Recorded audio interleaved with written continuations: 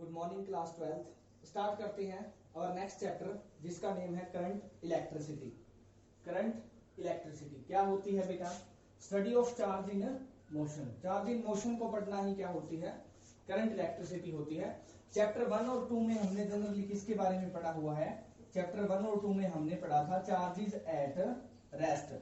Charges at rest का मतलब क्या है कि हम जो चार्ज है उनको कैसा मान रहे थे? स्टैटिक मान रहे थे, इसलिए वो दोनों चैप्टर हैं वो स्टैटिक इलेक्ट्रिसिटी के अंडर आते हैं। और अब हमारा जो थर्ड चैप्टर है, थर्ड फोर्थ चैप्टर, ये दोनों के दोनों हमारी करंट इलेक्ट्रिसिटी पर बेस्ड है, यानी study of charge in motion. हम इस चैप्टर में चार्ज को मोशन में एक्सपोज करेंगे, मोशन करवाएंगे और उसके इफेक्ट्स के बारे में पढ़ेंगे। क्लियर? आज का जो टॉपिक है वो बेसिकली आपने 10th में किया हुआ है। पहले टॉपिक का नेम है इलेक्ट्रिक करंट, जिसको हम आई से लिखते हैं। इलेक्ट्रिक करंट आई से लिखा जाता है। क्या होता है कि जब हम किसी चार्ज पर इलेक्ट्रिक फील्ड अप्लाई करते हैं या हम किसी सर्किट के अंदर बैटरी या सेल लगाते हैं, तो उस बैटरी और सेल के फोर्स के कारण जो इलेक्ट्रॉन्स हैं या जो चार्ज है वो ड्रिफ्ट होना शुरू हो जाता है। वो किसी पार्टिकुलर एरिया में से फ्लो करने लग जाता है और उसी फ्लो को हम बोलते हैं इलेक्ट्रिक करंट। यानी इलेक्ट्रिक करंट क्या होता है? The flow of charge any cross section area per unit time. Qualitatively क्या होता है करंट? कि किसी यूनिट एरिया में से कितना चार्ज है वो ट्रांसफर हो रहा है, कितना चार्ज फ्लो कर रहा है, उसको बोलते हैं हम इलेक्ट्रिक करंट। यानी इलेक्ट्रिक करंट क्या होता है? Limit delta T tends to 0, delta क्या हो अपॉन डेल्टा टी, या फिर डी क्या हो अपॉन डी टी, यानी rate of change of charge per unit time. अगर हमारा करंट स्टेडी करंट है यानी स्टैटिक है तो हम उसको बोल देते हैं कि आई इज इक्वल टू होता है क्या हो अपॉन टी के। क्लियर? ऐसा यूनिट क्या होता है करंट का? करंट का ऐसा यूनिट होता है एम्पियर। कैपिटल ए इसका सिंबल होता है, साइंटिस्ट के नाम पे रखा गया है। तो 1 एम्पियर करंट किसके बराबर होगा? 1 एम्पियर करंट क्या होता है? चार्ज अपॉन टाइम, यानी 1 ampere is equal to charge. Charge का ऐसा यूनिट कूलाम और टाइम का सेकंड, यानी 1 coulomb by 1 second. If 1 coulomb charge is flow per second, अगर 1 सेकंड में 1 कूलाम चार्ज फ्लो कर जाए तो हमारा करंट क्या होता है? 1 एम्पियर होता है। स्मॉल करंट्स को हम मिली एम्पियर में भी मेजर कर सकते हैं, माइक्रो एम्पियर में भी मेजर कर सकते हैं। मिली एम्पियर 10 की -3 एम्पियर और माइक्रो एम्पियर 10 की पावर -6।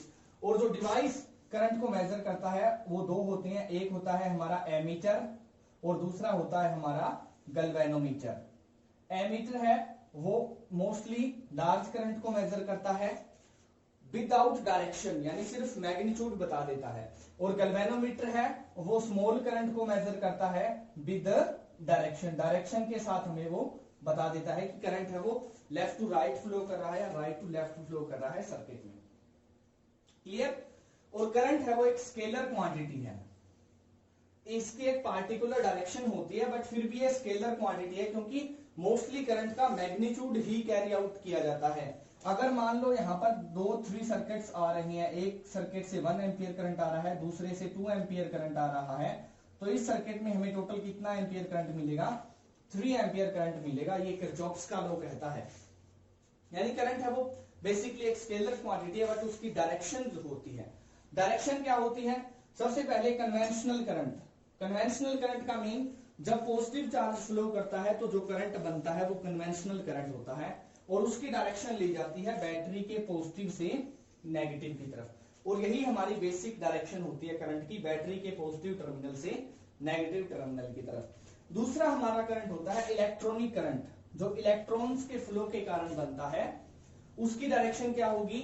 उसकी डायरेक्शन होगी नेगेटिव टू पॉजिटिव। लेकिन हमारी करंट की ओवरऑल डायरेक्शन क्या होगी? या तो यूं कह दे बैटरी के पॉजिटिव से नेगेटिव की तरफ, या यूं कह दे कि opposite to the flow of electron, क्योंकि इलेक्ट्रॉन किस तरफ फ्लो करेंगे? इलेक्ट्रॉन्स हैं वो नेगेटिवली चार्ज होते हैं तो बैटरी के पॉजिटिव टर्मिनल की तरफ फ्लो करते हैं। क्लियर? नेक्स्ट टॉपिक है वेरी इंपॉर्टेंट टॉपिक है ईएमएफ, इलेक्ट्रोमोटिव फोर्स, जिसको हम कहीं कहीं पोटेंशियल डिफरेंस या वोल्टेज भी बोलते हैं। तो इलेक्ट्रोमोटिव फोर्स क्या होती है? ये एक सेल या बैटरी प्रोवाइड करती है कि इलेक्ट्रॉन्स है या चार्ज है वो अपने आप ड्रिफ्ट नहीं होता। जब हम किसी सर्किट के अंदर, मान लो ये हमने एक रेजिस्टेंस लगाया हुआ है, यहाँ पर एक बैटरी या सेल लगाते हैं, उसके बाद ही सर्किट के अंदर करंट का फ्लो होता है। अगर यहाँ पर बल्ब लगाएंगे तो वो बल्ब है वो ग्लो कर जाएगा। क्लियर? तो ये जो है ये क्या होती है, इलेक्ट्रोमोटिव फोर्स कौन प्रोवाइड करता है, सेल और बैटरी। क्लियर? सेल और बैटरी जो इलेक्ट्रोमोटिव फोर्स प्रोवाइड करती है, तो किसी भी इलेक्ट्रॉन या प्रोटॉन पे फोर्स की वैल्यू क्या होगी, क्या हो इंटू ई, जितनी इलेक्ट्रिक फील्ड है। तो वर्क डन कितना आ जाएगा, वर्क डन आ जाएगा FNED, यानी फोर्स ऑन इलेक्ट्रॉन और proton into D. D distance के लिए हम उसको ड्रिफ्ट कर रहे हैं। तो ईएमएफ क्या होता है, ईएमएफ इलेक्ट्रोमोटिव फोर्स क्या होती है, rate of work done per unit charge, कि किसी चार्ज को मूव कराने के लिए कितना वर्क किया जा रहा है, उसको बोलते हैं हम ईएमएफ ऑफ द सर्किट या ईएमएफ ऑफ बैटरी। और अगर हमने ओपन सर्किट रखा है, कैसा सर्किट रखा है, ओपन, तो जो हमें वोल्टेज मिलती है वो एक्चुअली में क्या होती है, ईएमएफ के इक्वल होती है। और वोल्टेज या ईएमएफ को हम किसकी हेल्प से मेजर कर सकते हैं, वोल्टमीटर या पोटेंशियोमीटर की हेल्प से मेजर कर सकते हैं।